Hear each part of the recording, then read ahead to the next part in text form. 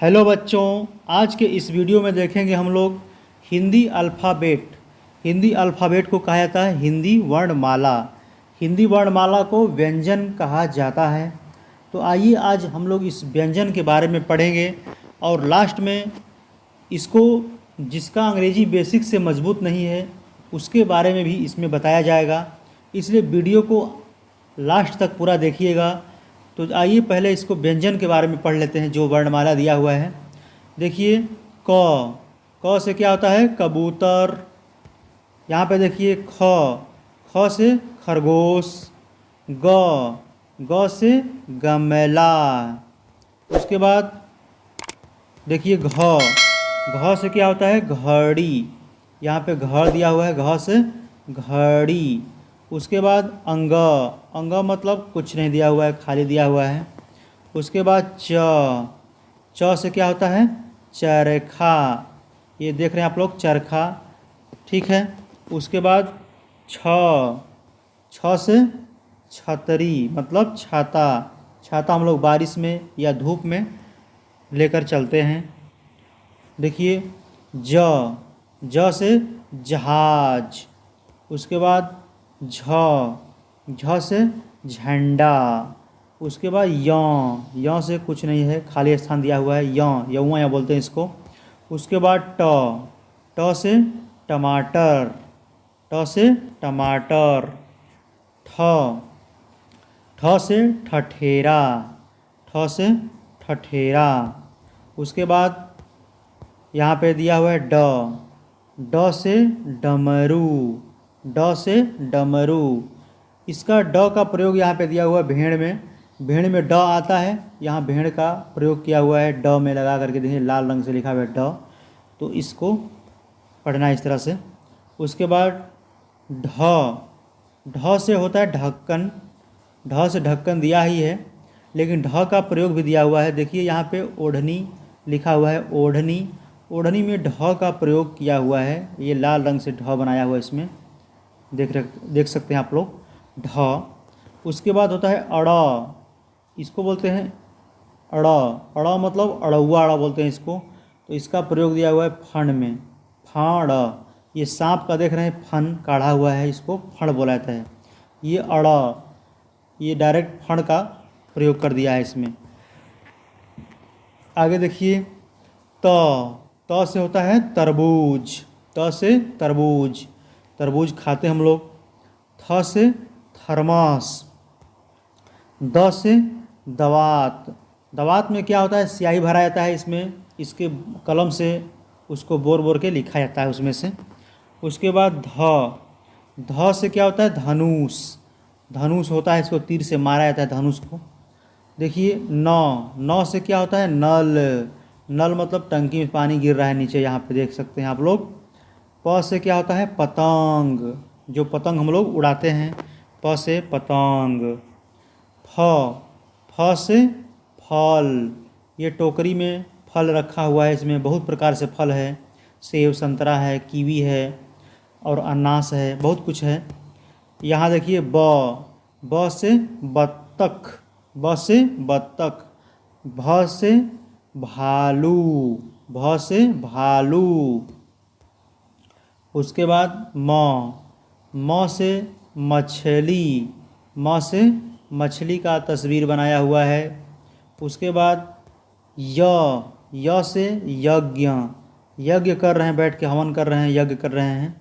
उसके बाद र से होता है रथ, रथ। उसके बाद ल से लट्टू। लट्टू का तस्वीर दिया हुआ है यहाँ पे। व से वक। वक मतलब बकुला बोलते हैं जिसको हम लोग, बकुला देखे होंगे। उसके बाद श से शलजम। स से शलजम। शलजम को हम लोग सलाद में काट के खाते हैं और इस तरह से जूस भी कोई पीता है शलजम का। उसके बाद देखिए यहाँ पे लिखा हुआ है षटकोण। स से होता है षटकोण, यानी मूर्धन्य से बोलते हैं हम लोग इसको। षटकोण मतलब 6 भाग इसमें दिया हुआ है, 1 2 3 4 5 6, इसको षटकोण बोला जाता है, 6। उसके बाद स से सपेरा। सपेरा देख रहे हैं बीन बजा रहा है लेकर के, सांप को नचा रहा है यहाँ पे। ह से हाथी, ह से हाथी। उसके बाद छतरी छ, देखिए छ, छ से क्षत्रिय, छ से क्षत्रिय होता है। उसके बाद त्रांत्र बोलते हैं इसको, त्र से त्रिशूल दिया हुआ है।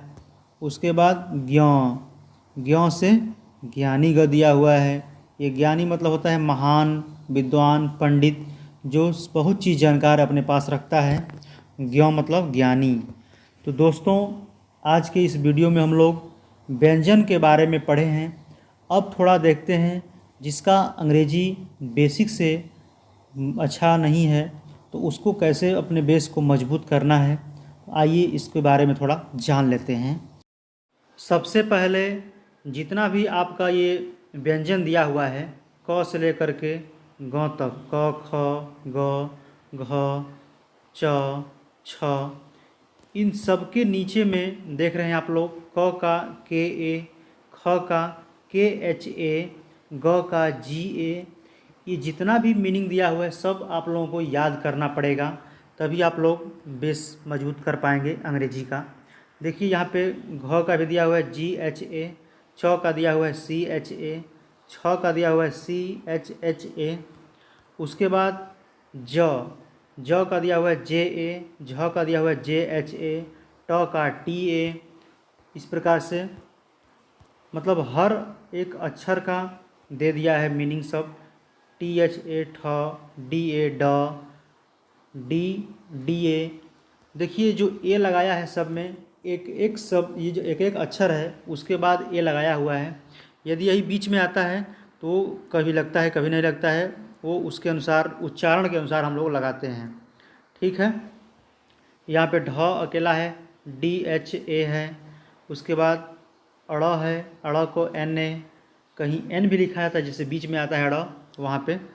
तो इस प्रकार से आप लोग सबको याद करना पड़ेगा। त का टी ए, थ का टी एच ए, द का डी ए। और उसी प्रकार से ध का होगा आपका डी एच ए, न का एन ए, प का पी ए, और फ का होगा आपका पी एच ए, ब का होगा बी ए, भ का होगा बी एच ए, भ मतलब भात भ, म का होगा एम ए मछली म, य का होगा वाई ए, र का आर ए, ल का एल ए, व का वी ए। उसके बाद स का होगा एस एच ए। देखिए अकेला स आया है तब मतलब सब अक्षर में क्या किया है कि ए जोड़ दिया है, लेकिन बीच में यही बनता है तो कहीं लगता है ए, कहीं नहीं लगता है। वो जब हम लोग प्रैक्टिस करेंगे तब इसको अच्छा से समझ पाएंगे कि कहाँ पे लगता है कहाँ पे नहीं लगता है। उसके बाद देखिए षटकोण स का लिखा हुआ है स्पेलिंग, यस यच ए। उसके बाद स का है एस ए, ह का है एच ए। उसके बाद छतरी छ का होगा के एस एच ए, के एस एच ए। त्र का होगा टी आर ए, ज्ञ का होगा जी वाई ए।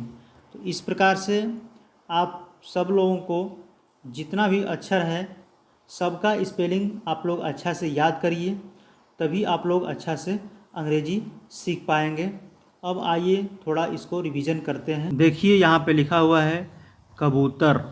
कबूतर आपका हिंदी में भी लिखा हुआ है और इंग्लिश में भी लिखा हुआ है। तो कबूतर को हम लोग कैसे लिख सकते हैं? देखिए क का अंग्रेजी जानना होगा हम लोगों को, ब का जानना पड़ेगा, सबका जानना पड़ेगा ही, तभी हम लोग किसी का नाम लिख सकते हैं हिंदी से अंग्रेज़ी में।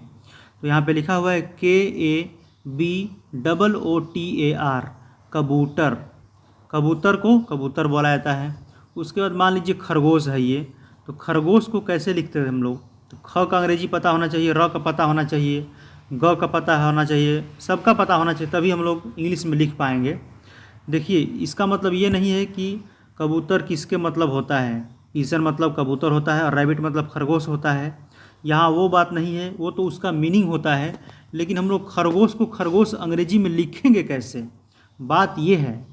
तो देखिए खरगोश है आपका, तो खरगोश का ख का होता है KH, उसके बाद ए लगाया हुआ है KHA, र का R, ग का G, ओ का ओ होता है, शरीफा स का होता है SH। इस प्रकार से किसी का नाम हम लोग लिख सकते हैं मिला करके, यदि आप लोगों को इस सभी व्यंजनों का अंग्रेजी पता होगा तभी लिख पाएंगे आप लोग। तो इस प्रकार से इस वीडियो में जितना भी क से ज्ञ तक दिया हुआ है सबका अंग्रेजी नीचे लिखा हुआ है, हर एक अक्षर का, और सबका एक एक शब्द बनाया हुआ है, सबको प्रयोग किया हुआ है। अंग्रेजी जो आपका वर्ण है, जो अक्षर है, इसका प्रयोग किया हुआ है सबको। तो इसको आप लोग अच्छा से पढ़िए, उसको रिवीजन करिए मिला मिला करके। ऐसा नहीं कि ये छोटा विषय है, ये छोटे बच्चों के लिए वीडियो है तो बड़े बच्चों के लिए नहीं लाभकारी होगा। जिसका अंग्रेजी कमज़ोर है वो सबके लिए ये वीडियो फ़ायदे करेगा। यदि आपको पहले से पता है तो आप लोग मत देखिएगा वीडियो को, कोई बात नहीं, लेकिन हमारे इस वीडियो बनाने का मकसद है जिसका अंग्रेजी बेसिक शुरू से अच्छा तैयार नहीं है उसके लिए सोचा हमने इस वीडियो को बना दें, ताकि वो लोग देखिए च का स्पेलिंग होता है CHA, च।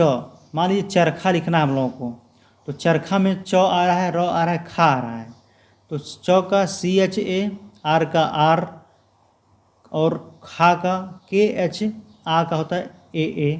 मतलब अभी पीछे हम लोग पढ़े थे स्वर के बारे में, अ आ इ, उसका भी मात्रा दिया था, स्पेलिंग दिया था। इस प्रकार से जितना भी दिया हुआ है आपका सबके बारे में सब पढ़ सकते हैं हम लोग।